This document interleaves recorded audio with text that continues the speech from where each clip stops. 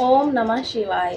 स्वागत है आपका मेरे यूट्यूब चैनल में, जिसमें हमने कल महाशिव पुराण के बारे में ज्ञान प्राप्त किया था और आज भी हम महाशिव पुराण के कल हमने पहला अध्याय का ज्ञान प्राप्त किया था। आज हम दूसरे अध्याय के बारे में जानकारी प्राप्त करेंगे। तो आइए देखते हैं दूसरे अध्याय में महाशिव पुराण में क्या क्या लिखा है और क्या क्या हमें ज्ञान प्राप्त होता है। दूसरा अध्याय। सूत जी के वचनों को सुनकर सोनकर जी ने कहा, हे मुने, आपने इस महापुराण के विषय में जो वर्णन किया है वह महान हर्ष को देने वाला है। अब आप कृपया करके यह बताएं कि कलयुग में इसके श्रवण से किन किन पापियों का पाप नष्ट हो जाएगा। तो सूत जी ने कहा, श्री सूत जी ने कहा, हे मुनेश्वर, समस्त प्रकार के पापी इस महापुराण के श्रवण मात्र से ही पाप रहित हो जाएंगे। लोभी, झूठे, क्रूर, हिंसक आदि के पाप नष्ट हो जाते हैं। समस्त पापियों को उतारने की शक्ति इस महापुराण में है। ब्राह्मणों के धन को हरण करने वाले महाभिचारियों और पर स्त्री सेवी भी इसके द्वारा पापों से मुक्ति पा सकते हैं। संक्षेप में इतना ही वर्णन पर्याप्त है कि महापुराण के द्वारा कलयुग के प्राणियों के समस्त पाप नष्ट हो जाते हैं और उनको सद्गति प्राप्त होती है। इस विषय में एक प्राचीन इतिहास है, उसे श्रवण करो। किसी समय किरात नगर में एक दुराचारी और दरिद्र ब्राह्मण रहता था। वह धर्म से विमुख हो गया। वह ब्राह्मण अपने कर्मों से विमुख था। उसका नाम देवराज था।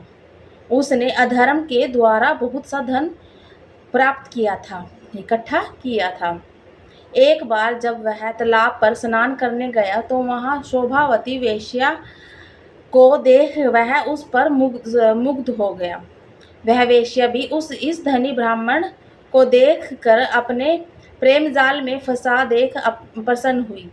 तालाब पर दोनों की बातें हो गई और उनका अवैध संबंध स्थापित हो गया। उसके बाद बहुत दिन तक वे दोनों प्रेमी युगल कामासक्त होकर विहार करते रहे।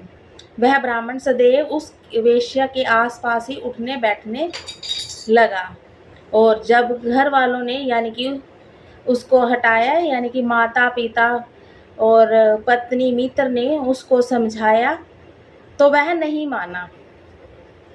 तब उस अधर्मी ने एक रात अपने माता पिता और स्त्री को मार डाला ताकि वह उसके मार्ग का कांटा ना बने। उसने अपने समस्त धन ले जाकर उस वेश्या को दे दिया। देव यज्ञ से एक दिन देवराज प्रतिष्ठा अनुसार आया।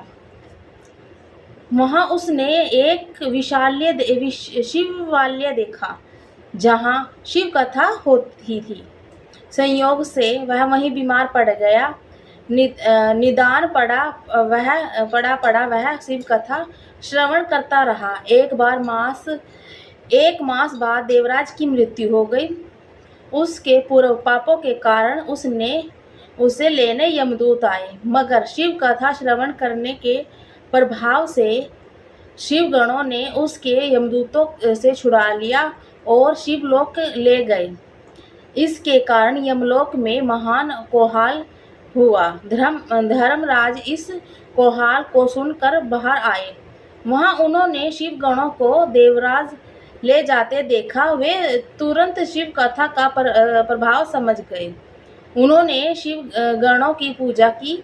देवराज जैसे पापी भगवान शिव की कथाएं श्रवण करने मात्र से ही यमदूतों के फंदे से बच सकते हैं, तो परम पुनीत विषधाम को प्राप्त हुआ, जहां भगवान शिव माता पार्वती सहित निवास करते हैं।